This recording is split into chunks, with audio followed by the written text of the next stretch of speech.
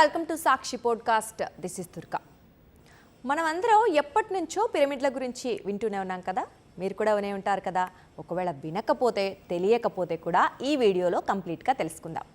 అసలు ఈ పిరమిడ్ల ఆలోచన ఎలా వచ్చింది, ఈ పిరమిడ్ల నిర్మాణం ఎలా జరిగింది, ప్రపంచంలో ఈ పిరమిడ్లు ఎక్కడెక్కడున్నాయి, క్రీస్తుకు పూర్వమే అత్యంత ఖచ్చితత్వంతో ఖగోళ శాస్త్రానికి అనుగుణంగా ఎలా నిర్మించారు, పిరమిడ్ల నిర్మాణానికి ఏలియన్స్ సహకరించారా, ఏలియన్స్తో ఈజిప్ట్ ప్రజలకు సంబంధాలుండేవా, పిరమిడ్లలో లభించిన ఆధారాలు, బండరాళ్ల మీద రాతలు, బొమ్మలు ఏం చెప్తున్నాయి, మనిషి చనిపోయిన తర్వాత మళ్ళీ తిరిగి వస్తాడని ఈజిప్షియన్లు నమ్మడానికి బలమైన కారణం ఏంటి, పిరమిడ్ల చరిత్ర గురించి మనం కంప్లీట్గా ఈరోజు తెలుసుకుందాం.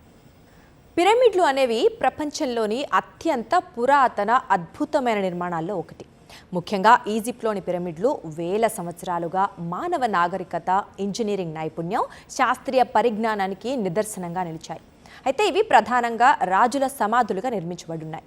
ఈజిప్ట్లో రాజులను ఫారోలు అనేవారు. ఇక అసలు పిరమిడ్ అంటే ఏంటి ఇప్పుడు తెలుసుకుందాం. పిరమిడ్ అనేది చతురస్రాకార పునాదిపై నిర్మించబడిన పై భాగంలో ఒకే బిందువుకు చేరే త్రిభుజాకార నిర్మాణం. ఈ ఆకారం స్థిరత్వానికి, బలానికి ప్రతీకగా భావించబడుతుంది.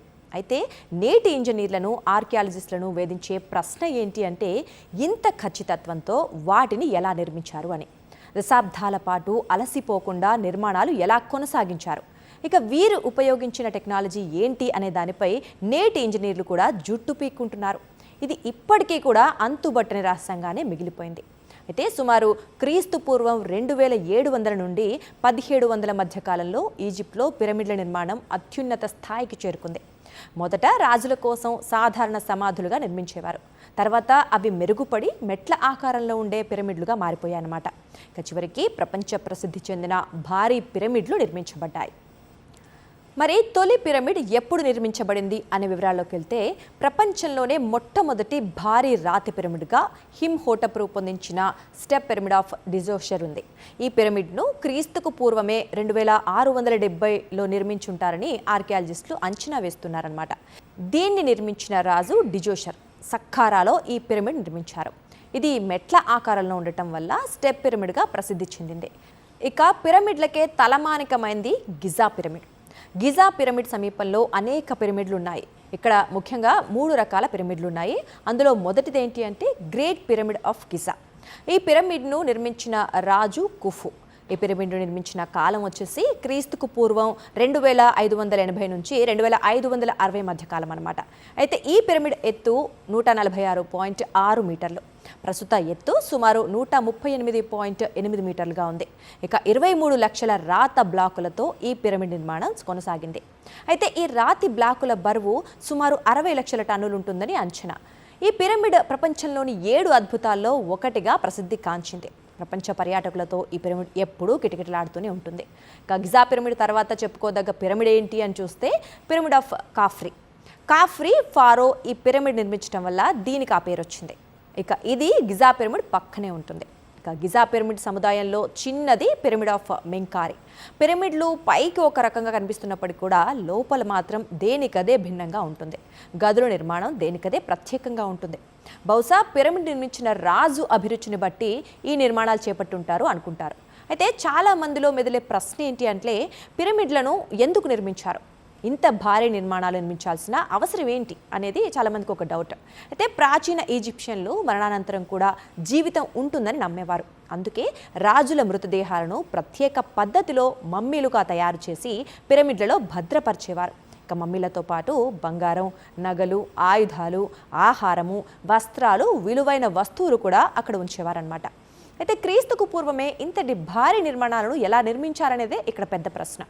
ఈ ప్రశ్నకు నేటి ఇంజనీర్లు, ఆర్కియాలజిస్టులు ఇప్పటికి కూడా సమాధానం చెప్పలేకుండా, కనుక్కోలేకుండా ఉన్నారన్నమాట. అయితే ఈ భారీ నిర్మాణాలపై ఇప్పటికీ పరిశోధనలు ఇంకా జరుగుతూనే ఉన్నాయి.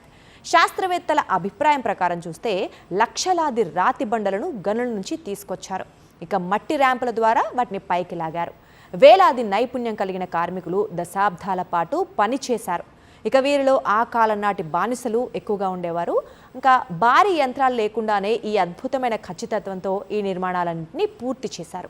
అయితే ఇక్కడ ఇంత ఖచ్చితత్వాన్ని కొలిచే టెక్నాలజీ ఆ కాలంలో ఎలా సాధించారు అనేది కూడా ఒక చిక్కు ప్రశ్నే అని చెప్పుకోవాలి. కొలతల కోసం వాడిన పరికరాలేంటి? ఇప్పటికీ ఇంజనీర్లు, ఆర్కియాలజిస్టులు తమ మెదళ్లకు పదును పెడుతూనే ఉన్నారు. అయినా సరైన ఆన్సర్ దొరక్క తల గోక్కుంటూనే ఉన్నారు. ఇక పిరమిడ్ల నిర్మాణమే పెద్ద ప్రశ్న అనుకుంటే, పిరమిడ్ల లోపల గదులు చూసి, రహస్య మార్గాలు చూసి ఆర్కియాలజిస్టులకు బుర్రపోతోంది. ఇప్పటికీ పరిశోధకులు కొత్త గదులను గుర్తిస్తూనే ఉన్నారు. ఆధునిక స్కానింగ్ సాంకేతికతలతో కొన్ని ఖాళీ ప్రదేశాలు ఉన్నట్లు కూడా వారు గుర్తించారు. అయితే పిరమిడ్ లోపల ఈ ఖాళీ ప్రదేశాలు ఎందుకు వదిలారు అనేది ప్రశ్నగానే మిగిలిపోయింది. ఇక పిరమిడ్ల నిర్మాణంలో ఎన్నో విశేషాలు కనిపిస్తాయి మనకి. 4 దిక్కులకు అత్యంత ఖచ్చితంగా అమరిక ఉంటుంది. ఖగోళ శాస్త్రానికి అనుగుణంగా నిర్మాణం చేశారు.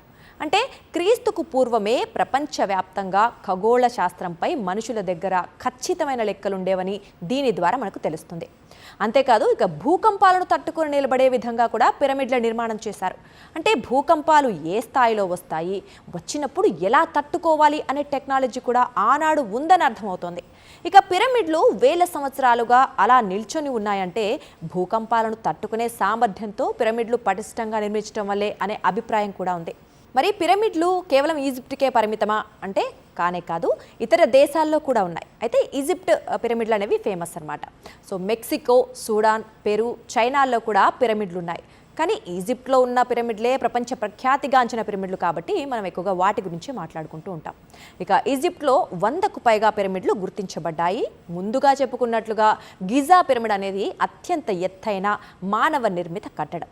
ఇక ఈ పిరమిడ్లో వాడిన ప్రతి రాయి బరువు కూడా 2 నుంచి 15 టన్నుల బరువు ఉంటుందట. పిరమిడ్లు కేవలం సమాధులు మాత్రమే కాదు, అవి ప్రాచీన ఈజిప్ట్ నాగరికత యొక్క వైభవం, శాస్త్రీయ అవగాహన, గణిత నైపుణ్యం, ఖగోళ పరిజ్ఞానం, నిర్మాణ కళలకు ప్రతీకలుగా చెప్పుకోవచ్చు. వేల సంవత్సరాలు గడిచినా కూడా వాటి వైభవం తగ్గలేదు. ఇప్పటికీ నేటికి ప్రపంచవ్యాప్తంగా లక్షలాది మంది పర్యాటకులు, చరిత్రకారులు, శాస్త్రవేత్తలు పిరమిడ్లను సందర్శిస్తూ వాటి రహస్యాలను అధ్యయనం చేస్తూనే ఉన్నారు. ఇక ఈ పిరమిడ్ల నిర్మాణం ఒక్క మానవుల వల్లే సాధ్యం కాదని, ఏలియన్స్ కూడా సహకరించి ఉంటారని కూడా ఒక సిద్ధాంతం అయితే వినిపిస్తూ ఉంటుంది. మరి పిరమిడ్లలో దొరికిన ఆధారాలు, పిరమిడ్ల లోపల బొమ్మలు ఆనాటి మనుషులకు ఏలియన్స్తో సంబంధాలు ఉన్నాయని చూపెడుతున్నాయని కూడా వాదించేవారు ఉన్నారు. మరి వాదనలు ఎలా ఉన్నా సరే పిరమిడ్ల నిర్మాణం మానవ జాతికి గర్వకారణమనే మనం చెప్పుకోవాలి. సో ఈ పిరమిడ్లు ఎప్పటికీ చాలా ప్రశ్నలకు సమాధానం ఇంకా వెతుకుతున్నప్పటికీ కూడా ఎప్పటికీ ఒక పెద్ద మనకి అద్భుత కట్టడంలాగే కనిపిస్తూ ఉంటుంది. ఇది పిరమిడ్ గురించి కొన్ని విశ్లేషణలు.